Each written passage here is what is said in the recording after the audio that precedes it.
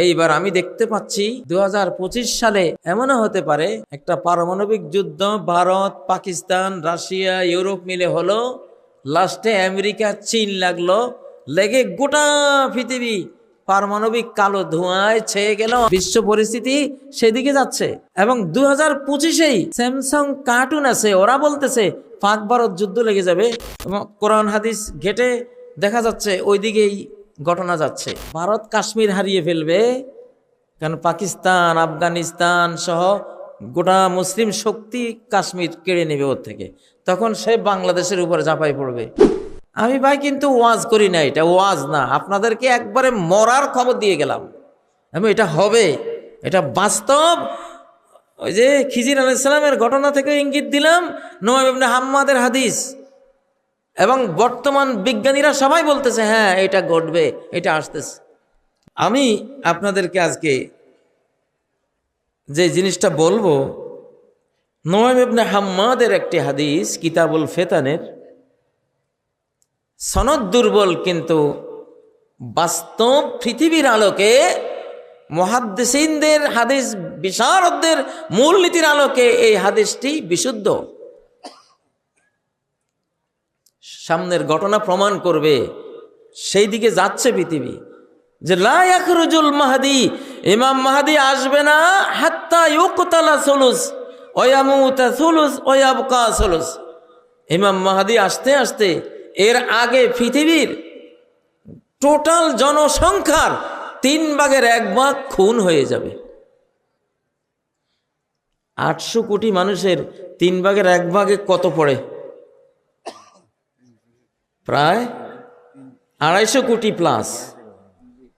তো আমাদের এই যুগে 250 থেকে 350 কোটি মানুষ খুন হবে। যে অ্যাটম বোম বানিয়ে রেখেছে, পারমাণবিক বোমা বানিয়ে রেখেছে, রাশিয়া, ইউক্রেন, ইউরোপ যদি যুদ্ধ লাগে, ধরেন ওখানে চলে যাবে 1-150 কোটি। পাকিস্তান, ভারত তো লেগে আছে অলরেডি। পাকিস্তানও রেডি রাখছে যে আমাকে মারলে আমিও ছাড়বো না, তামা করে দেব, ঠিক না? রাজীব গান্ধী যখন ছিলেন তখন পাকিস্তানের পারমাণবিক চুল্লি ধ্বংস করার জন্য আমেরিকা, ইসরায়েল, ভারত একসাথে ষড়যন্ত্র করেছিল। সাদ্দাম হোসেনেরটা ধ্বংস করে দিয়ে, ইরাকের সাদ্দামের পারমাণবিক চুল্লি ধ্বংস করে দিয়ে পাকিস্তানের তা ধ্বংস করতে চেয়েছিল। কিন্তু পাকিস্তানি গোয়েন্দারা জেনে গেছে, রাত 12টায় ওরা আক্রমণ করতো, 1টা-2টার দিকে, 12টায় পাকিস্তানি গোয়েন্দা জেনে গেছে যে আমাদের পারমাণবিক মুসলিম জাহানের যেই আত্মরক্ষার বিরাট একটা শক্তি, এটা ধ্বংস করে দিবে আজকে। জিয়াউল হক তখন বেঁচে ছিলেন। প্রেসিডেন্ট জিয়াউল হক বললেন, সাথে সাথে আমার বিমান বাহিনী এক ঝাঁক ভারতের দিকে মুভ করো, আরেক ঝাঁক ইসরায়েলের দিকে মুভ করো, আমাকে যদি আক্রমণ করে আমি উড়াই দেব। পরে ওরা খবর পেয়ে গেছে যে পাকিস্তান সজাগ হয়ে গেছে, সাহস করে নেই। তখন ভারতে একটা ক্রিকেট খেলা চলছিল, সেই ক্রিকেটে বিভিন্ন প্রেসিডেন্টদের আসার দাওয়াত ছিল। জিয়াউল হক সরাসরি আসলেন ক্রিকেটের মাঠে। রাজীব গান্ধী আর উনি খেলা দেখলেন। খেলা শেষে প্রেসিডেন্ট জিয়াউল হক বললেন, রাজীব, শুনেছি আমার পারমাণবিক চুল্লিতে হামলা করার চক্রান্ত করতেছেন, তো যদি সেটা করেন তাহলে পৃথিবীর মানুষ চেঙ্গিস খান, হালাকু খানের ইতিহাস ভুলে যাবে, নতুন করে রাজীব আর জিয়াউল হকের ইতিহাস লিখবে।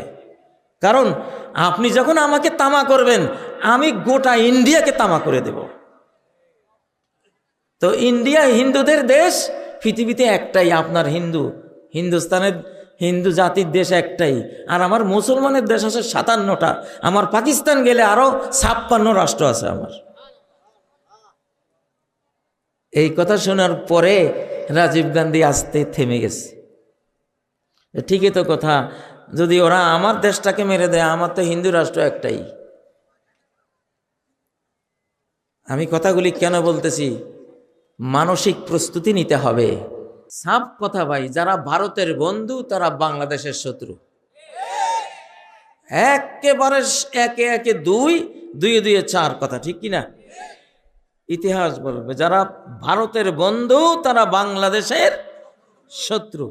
যারা আমাদের 54 নদীর বুকে পাষাণ বাঁধ দিয়ে মরুভূমি করে নদী হত্যা করেছে, পদ্মা নদীর বুকে যারা বাঁধ দিয়েছে তারা কি পদ্মা নদীর বন্ধু? যমুনার বুকে যারা বাঁধ দিয়েছে ওরা কি যমুনার বন্ধু? মেঘনার বুকে যারা বাঁধ দিয়েছে ওরা কি মেঘনার বন্ধু? আমাদের আন্তর্জাতিক প্রায় সকল নদীর বুকে যারা বাঁধ দিয়েছে তারা নদীমাতৃক এই বাংলাদেশের বাংলাদেশি জনগণের বন্ধু হতে পারে? হতে পারে না। আমরা মানি না এই বন্ধুত্ব, এটা বন্ধুত্ব না। এটা হলো মুহ মে শেখ ফরিদ বগল মে ইট। ওরা মুখে শেখ ফরিদ কয়, কিন্তু বগল তলে কি ইট। সর্প হইয়া দংশন করো, ওজা হইয়া ঝাড়ো, ঠিক নয় কি?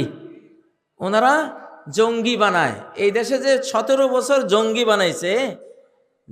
বানাইছে তারা।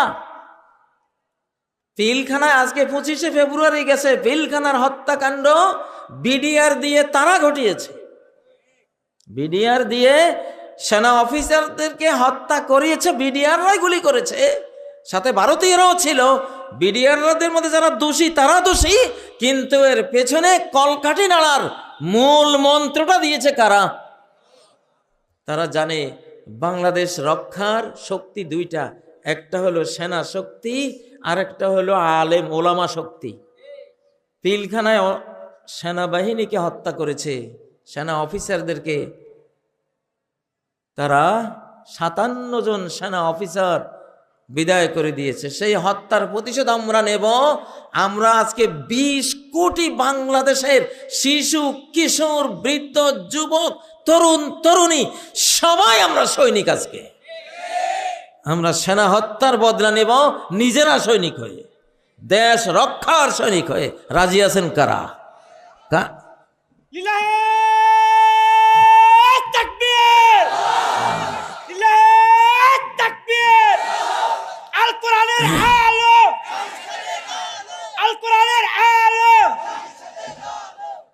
وَإِنَّ جُندَنَا لَهُمُ الْغَالِبُونَ।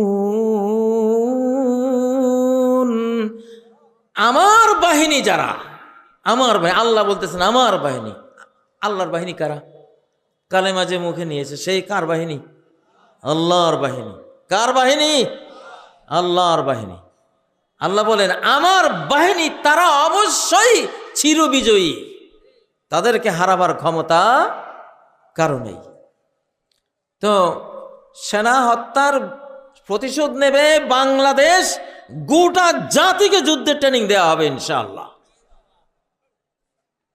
আর ওরা সেনা অফিসারদের হত্যা করার পরে, সেনাবাহিনী ধ্বংসের পরে নজর দিয়েছে। এবার দ্বিতীয় শক্তি বাংলাদেশকে রক্ষা করে চলে, ভারতের সামনে মাথা নোয়ায় না কোনো ক্রমে, যে শক্তিটা ওলামা শক্তি।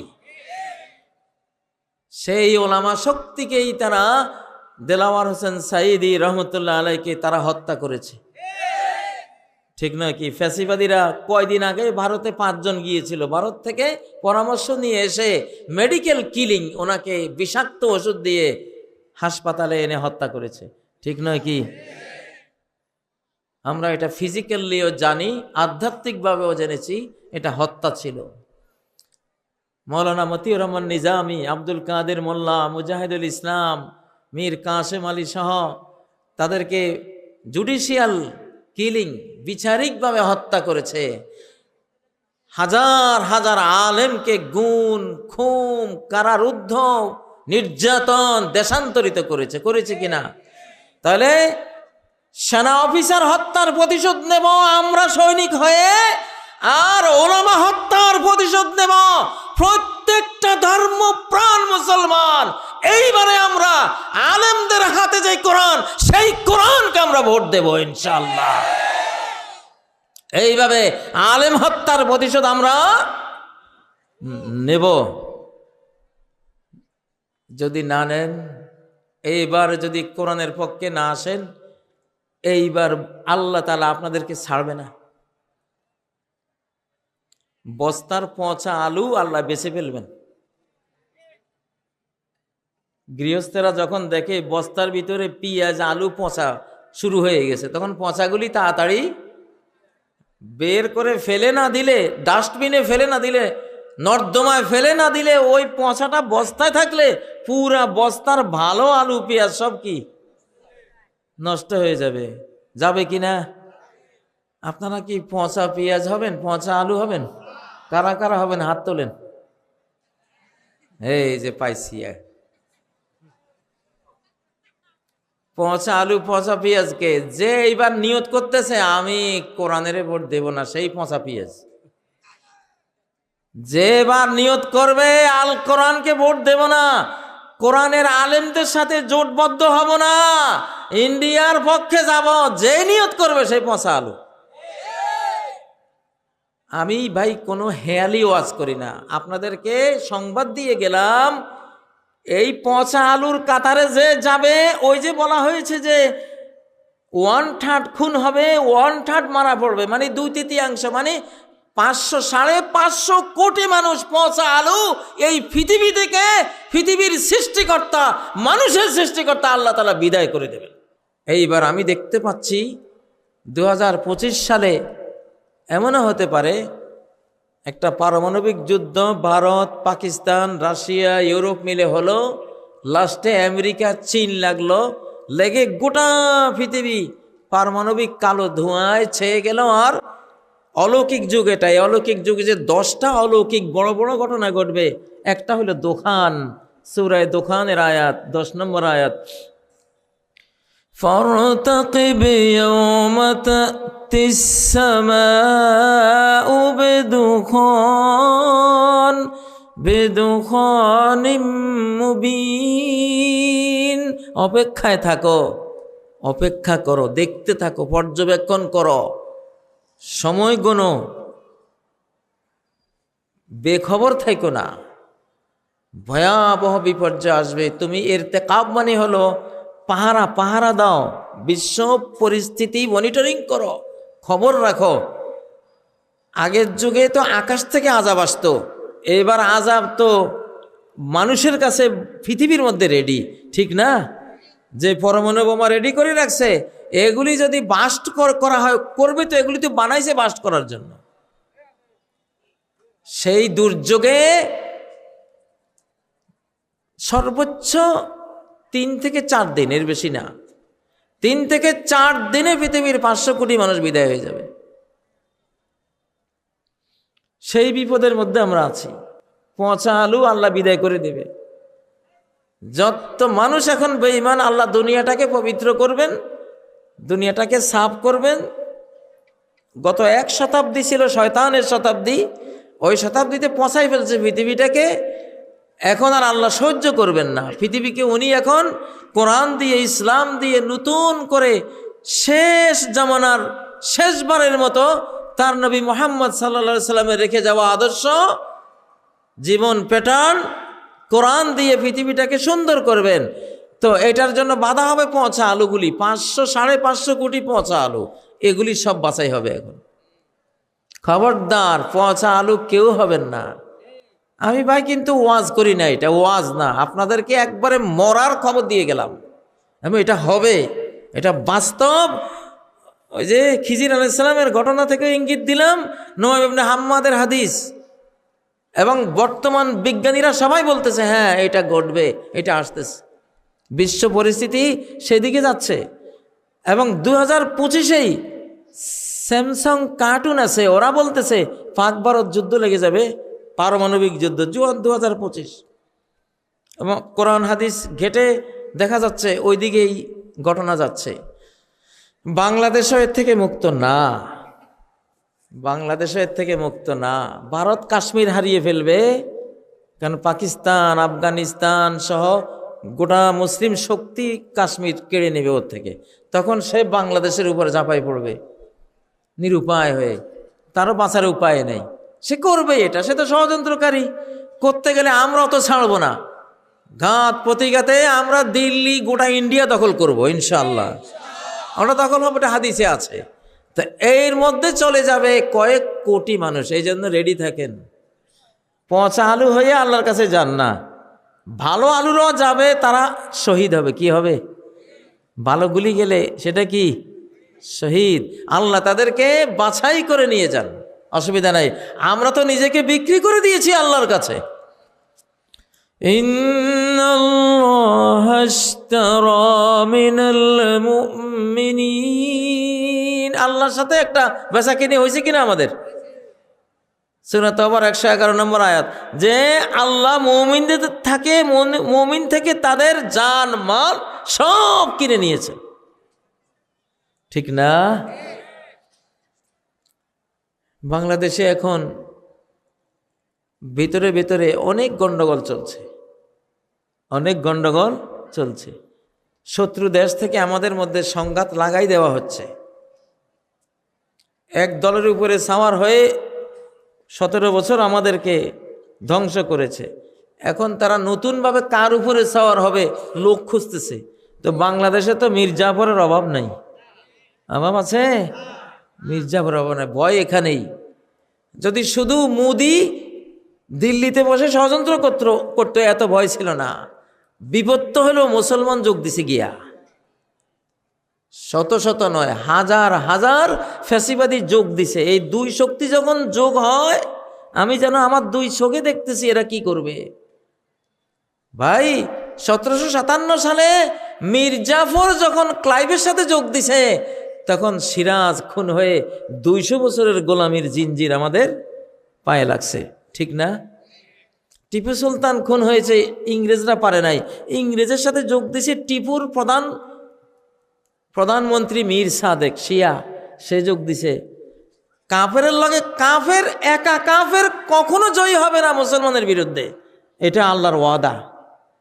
শুধু কাফের কখনো মুসলমানের সাথে যুদ্ধ করে জয়ী হবে না। এই জন্য বুশ যখন ইরাককে মারতে আসছে, সাদ্দাম ছাড়া বাকি 20টা দেশ মুসলমানের, আরব দেশগুলি সাথে নিছে না? কেন নিছে জানেন? বুশ জানে আমার সাথে মুসলমান এক দল না থাকলে আমি বিজয়ী হব না। আল্লাহ সাহায্য করবে মুমিনকে, এটা আল্লাহর ওয়াদা। ওয়া কানা হাক্কান আলাইনা নাসরুল মুমিনিন, আমার উপরে ফরজ কাফেরের সাহায্য। কার? মুমিনকে সাহায্য করা আল্লাহ বলছেন আমার উপরে ফরজ। তো এটা নবীজি বলছেন, আল্লাহ ওয়াদা করেছেন, আল্লাহ ইউসাল্লিতা আলা উম্মতি আদুওয়ান মিন সাওয়া আনফুসিহিম ফায়াস্তাবিহা বাইদাতাহুম হাত্তা ইউহলিকা বা'দুহুম বা'দা ওয়া ইয়াসবি বা'দুহুম বা'দা। সহিহ মুসলিমের হাদিস, যে আল্লাহ ওয়াদা করেছেন, হে মুহাম্মদ, তোমার উম্মতকে একা কোনো কাফের, ইহুদি, খ্রিস্টান, হিন্দু, বৌদ্ধ, যত বেঈমান আছে সারা পৃথিবীর, সারা পৃথিবীর বেঈমান একসাথে হয়ে যদি তোমার উম্মতকে হামলা করে জয়ী হবে না, আল্লাহ তাআলা তাদেরকে জয়ী হতে দেবেন না। কিন্তু তারা জয়ী হবে কখন? হাত্তা ইউহলিকা বা'দুহুম বা'দা, মুসলমানে যদি মুসলমান হত্যা করে, মুসলমান যদি মুসলমান ধ্বংস করে, মুসলমান যদি মুসলমানকে বন্দী করতে যায়, তখন দুই মুসলমান গ্রুপ যুদ্ধ লাগছে, যে কেউ জয়ী হতেই পারে। এইবার ভয় কেন জানেন? আমি ভয় পাচ্ছি মুদিকে না, মুদি জয়ী হবে না কখনো। কিন্তু মুদির সাথে কলেমা পড়াও একদল গিয়ে যুক্ত হয়েছে, মুনাফেক যুক্ত হয়েছে কিনা? হালাকু খান বাগদাদের 18 লক্ষ মুসলমান জবাই করেছে, একা পারত না। নাসিরউদ্দিন তুসি এক মন্ত্রী, আলকামা আর ইবনুল আলকামি এক মন্ত্রী, 2 মন্ত্রী তলে তলে হালাকু খানের সাথে মিল দিছে মুসলমানের কারণে হালাকু সুযোগ পাইছে। 18 লক্ষ মুসলমান বিজ্ঞানী, ওলামা এদেরকে হত্যা করেছে। তো এইবার বাংলাদেশের কপালে কিন্তু আমি দেখতে পাচ্ছি বেঈমানের সাথে যুক্ত হয়েছে আমাদের গাদ্দার বিশাল এক গ্রুপ। আবার বাংলাদেশেও লেজ লাগাচ্ছে গাদ্দারদের আরেক এজেন্ট এখানে আছে না নাই? আপনারা আমার কথাগুলি এগুলি যে হুজুর কইতেছে আর কি এইভাবে নেবেন না, একেবারে লিখে রাখেন, একেবারে লেখে রাখার মতো সত্য কথা বলে গেলাম। লিখে রাখার মতো সত্য কথা বলে গেলাম। বাংলাদেশ কোন দিকে যাচ্ছে, শুধু মোদির জন্য কোনো ভয়ই ছিল না। মোদির সাথে যারা যোগ যোগ দিছে গিয়া এই মুসলমান, বাংলাদেশের মুসলমানদের একটা গ্রুপ, এখন ভিতরেও আরেক এদের গাদ্দার বাহিনী, দালাল বাহিনী আছে না নাই? এগুলির শক্তি আর কাফের শক্তি, দুই শক্তি একসাথে হয়েছে। এই জন্য এইবার রক্ত ঝরবে ভাইয়েরা, মানসিক প্রস্তুতি। আমি এই জন্য এখন আমি ঠান্ডা ওয়াজ করতে চেষ্টা করলেও হয় না, ওয়াজটা ওইদিকে নিয়ে যায় আল্লাহ তাআলা। না, তোমার এই যুগের জন্য, বাংলাদেশের এই সময়ের জন্য এইভাবে কথা বলো, সতর্ক করো। সরকারকেও সতর্ক করছি, ভয়াবহ সতর্কতা দিচ্ছি। আমরা ইনশাল্লাহ বিজয়ী হব, কারণ আল্লাহর সাথে আছেন, আমাদের ভয়ের কিছু নাই। জীবন দেওয়ার জন্য রেডি থাকেন, সাফ কথা। জীবন গেলে যাক নাকি, আপত্তি আছে? জীবন কি থাকবে আপনার? থাকবে? আপনার নদীর কূলে এক টুকরা জমি আছে, ফাটল দেখা দিছে, এটা ভেঙে যাবে, আপনি জানতেছেন। ওই সময় কেউ যদি আসি বলে, ভাই তোমার এই জমিটা বিক্রি করো, বলে কত? বলে তোমার 100 কোটি টাকা দেব। রে পাগল করতে গেছে। আপনি কইলেন, ভাই তাহলে রেজিস্ট্রেশনের দরকার নেই, তাড়াতাড়ি টাকা দে জমি নেই, কেন আপনি দেখতেছেন যে এটা তো যাইব নাকি। এই সময় যদি 100 কোটি টাকা দিয়ে কিনে, এর চেয়ে লাভ আর আছে নাকি? তা আমার যে এই জীবনটা, এটা যে যাবে, কোনো সন্দেহ আছে? একিন আছে না যে এই জীবনটা যাবে? মরণ একদিন আমাকে হানা দেবেই, আমি মরবই, ঠিক না? তো মরা লাশটা যদি কেউ জান্নাত দিয়ে কিনার প্রস্তাব দেয়, স্বয়ং রব্বুল আলামিন যদি এই মরা লাশটা, যে তোমার অনন্ত জীবন দিব, সুখের জান্নাত দেব, 60 হাত লম্বা, 7 হাত মোটা, 100 মোহাম্মদ আলী ক্লের ক্ষমতা, কোনো রোগ নাই, বালাই নাই, পেশাব পায়খানা নাই, থুথু নাই, শ্লেষ্মা নাই, চির তরুণ 33 বছরের যুবক, 33 বছরের যুবতীরা তোমার জীবন সাথী হবে। স্বর্ণের রূপার ইট দিয়ে বিল্ডিং বানিয়ে কমপক্ষে 10 পৃথিবীর সম্রাট বানিয়ে দেব, এরকম ওয়াদা যদি কেউ দেয়, এই জীবনটা তারে দিতে কোনো দেরি করার সুযোগ আছে? কারা রাজি আছেন? লিল্লাহে তাকবীর, লিল্লাহে তাকবীর। মেসেজটা দিয়ে গেলাম। ধোঁয়া দেখলে আগুন বোঝা যায় কিনা? যায় না? ধোঁয়া দেখতেছি, বাংলাদেশের আকাশে খুব ধোঁয়া দেখতেছি, ভিতরে নিচে কি আছে? আগুন আছে। इस घर को आग लगी है घर के चिराग से, এই ঘরে আগুন লাগছে যুগে যুগে, এই ঘরেরই চিরাগ থেকে, ঘরের বাতি থেকে এই ঘরে কি লাগছে? আগুন লাগছে। অতএব এই আগুন নিভাবার জন্য যারা বাংলাদেশ প্রেমিক, অবশ্যই তারা ভারতের শত্রু হবেন। ওয়াবাদা বাইনানা ওয়া বাইনাকুমুল আদাওয়াতু ওয়াল বাগদা,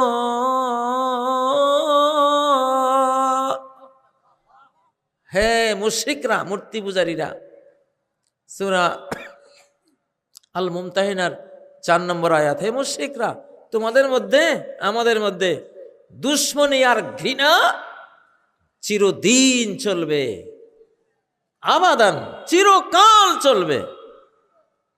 হ্যাঁ, এই ঘৃণা দুশ্মনী থামবে কখন? হাত্তা তুমিনু বিল্লাহি ওয়াহদা, এক আল্লাহর প্রতি তাওহীদবাদী হয়ে যখন তোমরা ঈমান আনবে, তখন আমাদের দুশ্মনী থামবে। এর আগে তোমাদের সাথে দুশ্মনী থামবে না। তোমরা আল্লাহওয়ালা হয়ে যাও, তাহলে আল্লাহওয়ালা হলে আর কোনো দুশ্মনী নাই। এই কথা বলতে পারবেন পার্শ্ববর্তী যেই বেঈমান, আমরা ওই দেশের সাথে শত্রুতা করি না, ওই দেশের সরকার, ওই দেশের সরকার যারা 24 ঘন্টা বাংলাদেশ নিয়ে ষড়যন্ত্র করতেছে, ওই সরকারের বিরুদ্ধে, ওদের দলের বিরুদ্ধে আমরা আছি। হিন্দুত্ববাদী আগ্রাসী বাংলাদেশকে ধ্বংস করতে চায়, চক্রান্তের পর চক্রান্ত করে অশান্তি তৈরি করতে চায়, তাদের বিরুদ্ধে আমরা আছি। ঠিক আছে প্রিয় বন্ধুরা, আমি কথা আর লম্বা করতে চাই না, গভীর রাত হয়েছে, তারপরও কিছুটা লম্বাই তো করলাম।